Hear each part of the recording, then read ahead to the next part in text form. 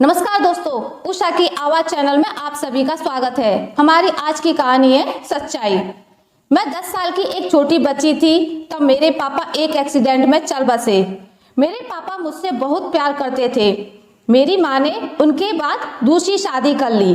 मैं नहीं चाहती थी कि मेरी मम्मी दूसरी शादी करे, लेकिन उस समय अकेली औरत और उसके पास एक छोटी बच्ची, इसलिए मेरी माँ को शादी करनी पड़ी। मुझे मेरे सौतेले पिता बिल्कुल भी पसंद नहीं थे। मैं उन्हें पापा भी नहीं कहती थी। मम्मी ने कई बार कहा कि यह तुम्हारे पिता हैं, लेकिन मैंने उन्हें कभी भी अपना पिता नहीं माना। मेरे पिता तो अब इस दुनिया में नहीं है। यह तो सिर्फ मेरी माँ के दूसरे पति हैं। वो एजेंसी का काम करते थे और अक्सर टूर भी किया करते थे। मेरे सौतेले पिता जब भी मुझसे बात करने की कोशिश करते तो मैं उनसे बात भी नहीं करती थी। मम्मी ने यह सब देखते हुए मुझे मौसी के यहाँ पढ़ने के लिए भेज दिया था। मेरा ज़्यादातर समय वहीं बीता था। मौसी के यहाँ रहते हुए मुझे एक लड़के मुकुल से प्यार हो गया, जो मौसी के घर के पास ही रहता था। करीब 6 महीने में ही मैं मुकुल को प्यार करने लगी थी। मैंने सोच लिया था कि शादी उसी से करूँगी। वो उम्र में करीब मुझसे 5 साल बड़ा था, लेकिन प्यार में यह सब कहाँ देखा जाता है। मैंने मेरी माँ को बता दिया कि मैं मुकुल से शादी करना चाहती हूँ। मेरी माँ ने बोला ठीक है। मुकुल से मिलने के लिए माँ ने उसे घर बुलाया। मुकुल अनाथ था। उसके माता पिता और रिश्तेदार नहीं थे, इसलिए वो खुद मेरे घर हमारी शादी की बात करने आया था। मुझे बस मेरी माँ की हाँ चाहिए थी।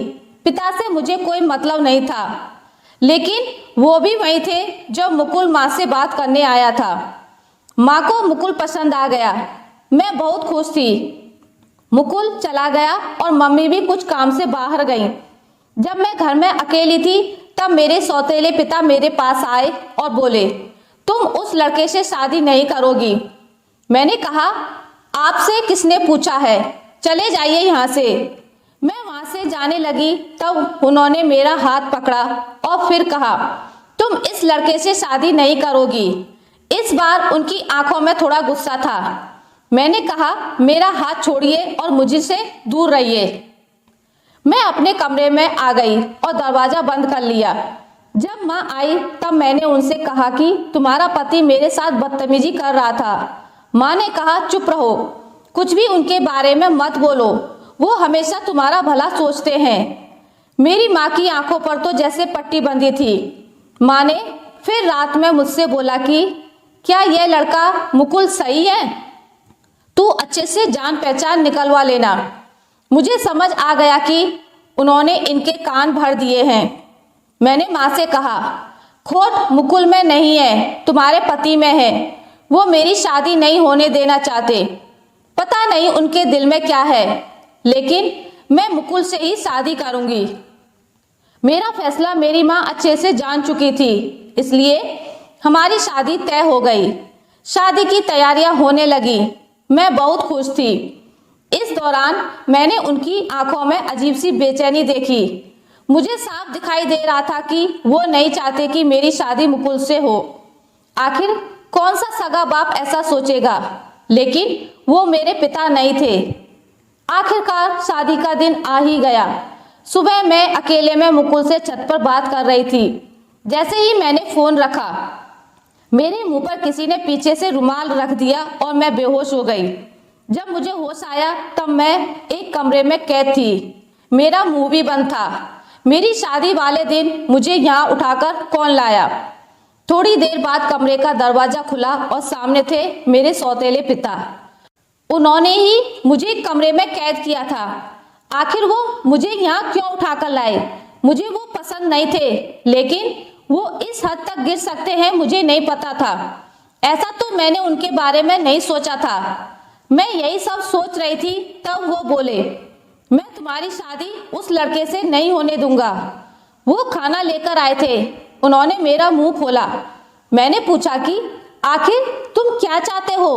तुम मेरी शादी से इतने परेशान क्यों हो? मुझे यहाँ क्यों बांध कर रखा है? यही है तुम्हारा असली चेहरा। मेरी आवाज़ तेज होती देख उन्होंने मेरा मुंह वापस बांध दिया। आज रात मेरी शादी है, मैं यहाँ इस कमरे में बंद हूँ। मेरी आंखों से लगातार आंसू निकले जा रहे थे।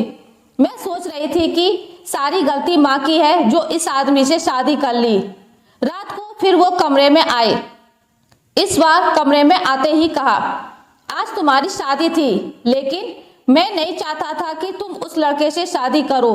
वो लड़का झूठा है, फ्रॉड है, तुम्हें धोखा दे रहा है। वो पहले से शादीशुदा है। तुम मेरी बात नहीं मान रही थी, इसलिए मुझे तुम्हें यहाँ इस तरह लाना पड़ा, लेकिन तुम्हारे भले के लिए। मैं तुम्हें बचाने के लिए कुछ भी करूँगा। मैं 3 साल पहले जब शहर से बाहर कुछ काम से गया था, तब मुझे यह लड़का होटल में एक लड़की के साथ दिखा था। मुझे इसलिए याद है क्योंकि वो लड़की मेरे दोस्त की बेटी थी। उस समय उसने उससे बात की थी, तब भी वो चुप था और मुंह छिपा रहा था। जब तुम उसे घर लाई तब मैंने इसे पहचान लिया। ये तो वही लड़का है, इसलिए मैं तुम्हें मना कर रहा था। मैं जानता हूँ तुम मुझे अपना बाप नहीं मानती, लेकिन मैंने हमेशा तुम्हें अपनी बेटी माना है और मैं वही करूँगा जिसमें तुम्हारी भलाई हो। फिर चाहे तुम मुझे कुछ भी समझो, कुछ भी बोलो। उस लड़के की सच्चाई तुम्हें सुबह पता चल जाएगी और तब तक मैं तुम्हें यहीं रखूँगा। फिर वो वहाँ से दरवाज़ा बंद करके चले गए। सुबह वो वापस आए, साथ में माँ भी थी। माँ ने सबसे पहले आते ही मेरे हाथ और मुंह खोले। मैंने मम्मी से कहा, देखो इस आदमी ने क्या किया। अभी तक मुझे उनकी बातों पर रत्ती भर भी विश्वास नहीं था, लेकिन फिर दरवाजे से एक और औरत आई। उसके हाथ में एक छोटा बच्चा भी था। वो औरत बोली कि यह सही बोल रहे हैं, वो आदमी धोखेबाज है, उसने मुझे भी धोखा दिया। वो अनाथ नहीं है, उसके घर वाले भी हैं। मेरे सामने खड़ी वो औरत, उसका बच्चा और मेरी माँ, इन सबको देखकर मुझे भी अब यकीन होने लगा था। मैंने उसी समय मुकुल को फ़ोन लगाया, लेकिन उसका फ़ोन ऑफ था। शायद उसे भी पता चल गया था कि उसकी सच्चाई सामने आ गई है। उसके खिलाफ अब जो भी कार्रवाई होगी वो पुलिस करेगी।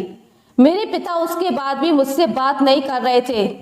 वो ऐसे ही रह रहे थे जैसे पहले थे, जैसे कुछ हुआ ही ना हो। 5 दिन बाद ही उनका जन्मदिन था। मैंने पहली बार केक बनाया और उन्हें सरप्राइज दिया और उन्हें हैप्पी बर्थडे पापा बोला। मेरे ऐसा बोलते ही उनकी आंखों में आंसू आ गए, जो शायद इतने सालों से दबा रखे थे। बोले, बेटा बस अब मुझे ज़िंदगी से कोई शिकायत नहीं, अब मुझे कुछ नहीं चाहिए। तुमने मुझे पापा कहा, बस मैं इतना ही सुनना चाहता था।